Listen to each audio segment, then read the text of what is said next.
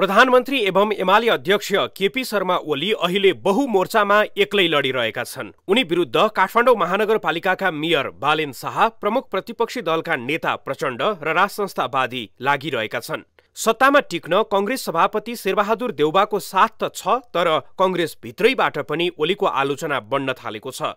तर ओलीलाई संसद, सञ्जाल र सडक तीनै मोर्चामा बहुकोणबाट प्रहार भइरहेको छ। बालेनसँग वाकयुद्ध।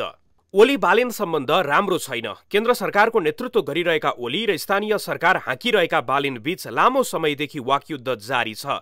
केन्द्र सरकारले सहयोग नगरेको आरोप बालेनको छ, उता एमाले पंक्ति भने बालेनलाई अराजकता फैलाउन प्रयासरत रहेको आरोप लगाइरहेको छ।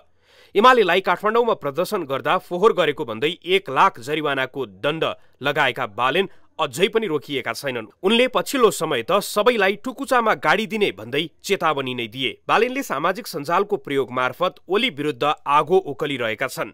बालेनको प्रतिवादमा एमाले नेता महेश बस्नेत लेख्छन्, जनता मारा उनका डोजर आजसम्म जति चले चल्यो, अब चल्ने छैन। नगर प्रहरीहरूमाथि जनताले प्रतिवाद गर्नेछन् र जनता विरोधी उनको नगर प्रहरी र त्यसको नाइके राजु पाण्डेलाई जनताले लखेट्नेछन्।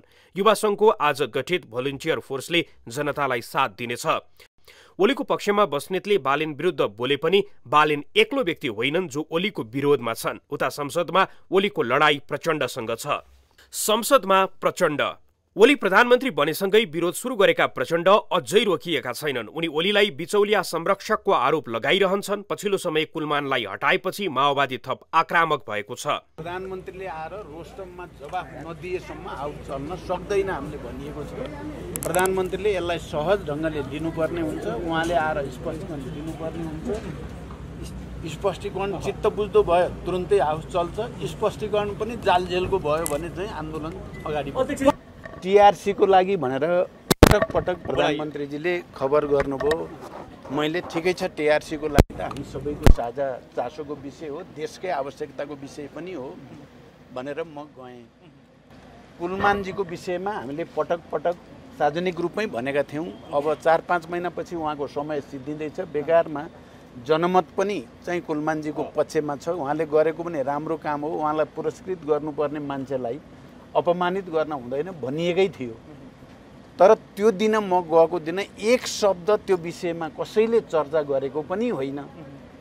बिल्कुल टीआरसी को बारेमा मात्रै कुरा भयो। त्यसमा समझदारी बनेपछि म उठेर हिँडेँ।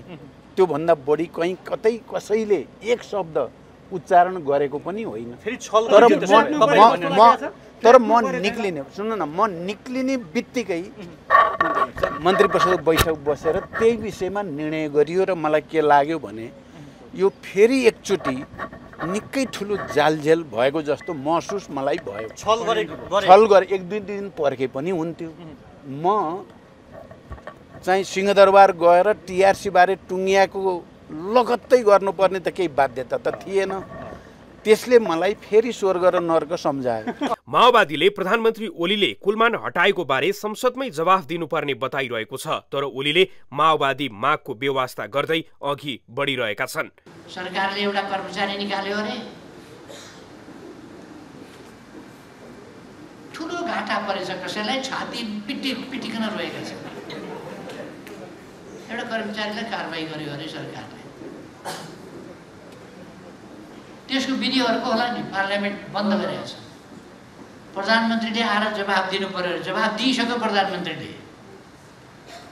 दिइसक्यो, सिद्धियो नि त। अब कहाँ पार्लियामेन्टमा जवाफ दिनु थियो? थाहा पाइएन। एउटा हटायो, अर्को नियुक्त गर्यो, सिद्धियो।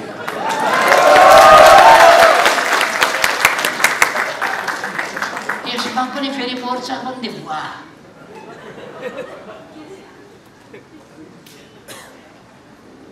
को भन्नुहुन्छ उहाँहरूले? त्यो कर्मचारी के भनेर चलाउनु हुन्छ, त्यसै चलिदिने कर्मचारी राख्नुपर्ने। प्रधानमन्त्री ओलीले प्रतिपक्षीलाई जथाभावी नबोल्न पनि चेतावनी दिएका छन्। म आग्रह गर्न चाहन्छु प्रतिपक्षलाई, यति सस्तो, यति हल्का, यति उत्ताउलो नहुनुहोस् तपाईहरु।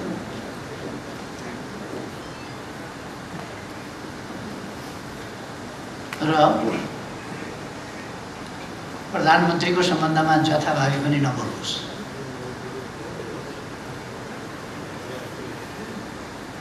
थाहा छ तपाईँहरूको पृष्ठभूमि के गर्न हिँड्नुभएको थियो, कता हिँड्नुभएको थियो, कहाँ आइपुग्नु भएको छ त्यो पनि देखाएको छ।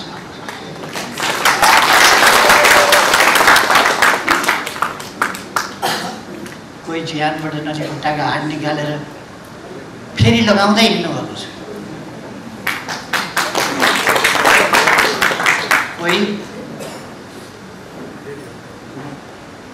आफ्ना अनेक असफलताका पीडा र तर्पणहरू बोकेर, कुण्ठाहरू बोकेर ती कुण्ठाहरू फ्याँक्ने, पोख्ने, छर्ने थलो बनाउनु खोज्नुहुन्छ संसदमा। उता ओली विरुद्ध माओवादीले समाजवादी मोर्चा नै निर्माण गर्दै घेर्ने प्रयास गरिरहेको छ। उसले रासोपालाई पनि विपक्षी दलको गठबन्धनमा सामेल गर्दै ओलीमाथि दबाव बढाउन खोजिरहेको छ। सडकमा राज संस्थावादी ओली संघीय लोकतान्त्रिक गणतन्त्रका प्रधानमन्त्री हुन्, तर राप्रपा र राज संस्थावादीहरू यति बेला ओली नै प्रधानमन्त्री रहेको व्यवस्था नै फाल्ने भन्दै सडकमा छन्। उनीहरू सडक आन्दोलनलाई थप सशक्त बनाउने प्रयासमा छन्। राज संस्थावादीहरूले चैत 15 र चैत 26मा विरोध सभा गर्ने अनि वैशाख 7 गतेदेखि निरन्तर विरोधको योजनामा छन्। राज संस्थावादीको आन्दोलनको पनि ओलीले प्रतिवाद गरे। हाम्रा विरुद्ध मोर्चा बन्दी छ, हाम्रा विरुद्ध हमला छ। आज मात्रै होइन, हिजो पनि हमला थियो। 2/3 भएको पार्टी फुटाउने, प्रगतिशील सरकार ढाल्ने यिनै तत्त्व अहिले केही नयाँ निस्किन खोजिएको छ, सिक्दैछ। गलत नगर्न, सही बाटोमा हिँड्न नयाँहरूलाई पनि मेरो सुझाव छ।